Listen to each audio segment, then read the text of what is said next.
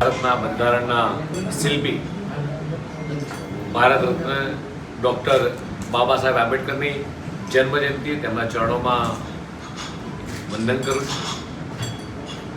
આદરણીય પ્રધાનમંત્રી માનનીય નરેન્દ્ર મોદીજી તાજેતરમાં જ નારી વંદના અધિનિયમ અંગે જે મહત્વપૂર્ણ સંદેશ આપ્યો છે.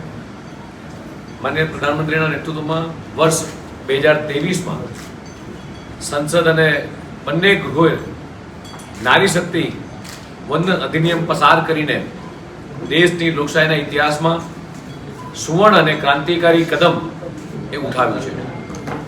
દેશની નારી શક્તિ પ્રત્યેની આપણી સામૂહિક પ્રતિબદ્ધતાને તેમણે વિશ્વ સમક્ષ ઉજાગર કરી છે. આપણે સૌ મિત્રો જાણીએ છીએ કે આ અધિનિયમ અંતર્ગત લોકસભા અને રાજ્યોની વિધાનસભાઓમાં મહિલાઓ માટે 33% એટલે કે 1/3 બેઠકો અનામત રાખવાની ઐતિહાસિક જોગવાઈ કરવામાં આવી છે. આ માત્ર એક આંકડાકીય અનામત નથી, પરંતુ મહિલાઓને લોકસભા વિધાનસભાઓની અંદર યોગ્ય પ્રતિનિધિત્વ મળી રહે, તેમણે રાષ્ટ્રના નીતિ નિર્ધારણમાં સીધી અને સક્રિય ભાગીદારી આપવાનો એક મજબૂત પાયો એક કેન્દ્ર સરકારે મિત્રો નાખ્યો છે. આગામી 16 એપ્રિલે 2026થી દેશની સંસદમાં એક વિશેષ ચર્ચાઓ એ યોજવામાં જઈ રહી છે. ભારતની લોકશાહીને વધુ સંતુલિત અને સર્વસમાવેશી બનાવવા માટે આ બેઠક ખૂબ મહત્વની એ રહેવાની છે.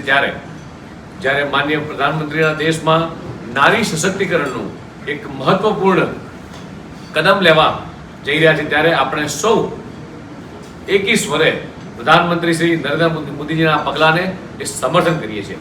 આપણી સનાતન અને ભારતીય સંસ્કૃતિમાં નારીઓનું હંમેશા એક પૂજનીય સ્થાન જ્યારે રહ્યું છે.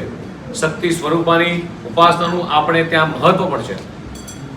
આદરણીય પ્રધાનમંત્રીએ નારી શક્તિની ઉપાસના અને વિરાસતને વર્તમાનમાં સમયમાં વિકાસ સાથે જોડી અને નારી સશક્તિકરણના અનેક પગલાઓને નિર્ણયો લીધા છે. અને તેમાંય ટ્રિપલ તલાક, સેનામાં કાયમી ધોરણે મહિલાઓને દેશ સેવા માટે સ્થાન આપવાનો સમાવેશ હોય.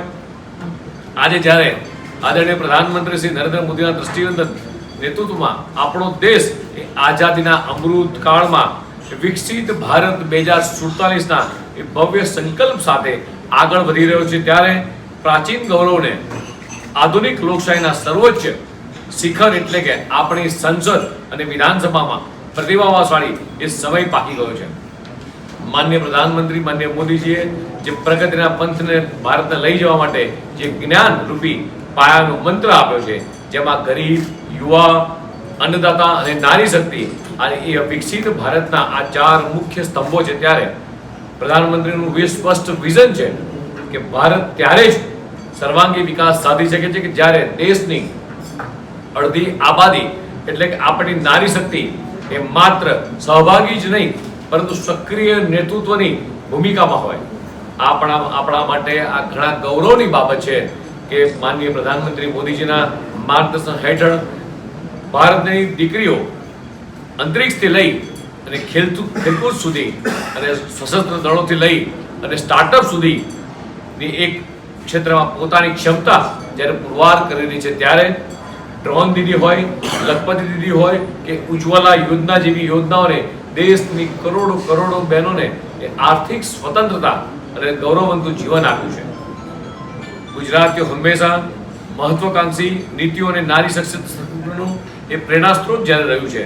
આપણા રાજ્યમાં પશુપાલન, ડેરી ક્ષેત્રે એ થયેલી ક્રાંતિની સફળતામાં એ ગુજરાતની પરિશ્રમ બહેનોનું એ મહત્વ સિંહફાળો રહ્યું છે.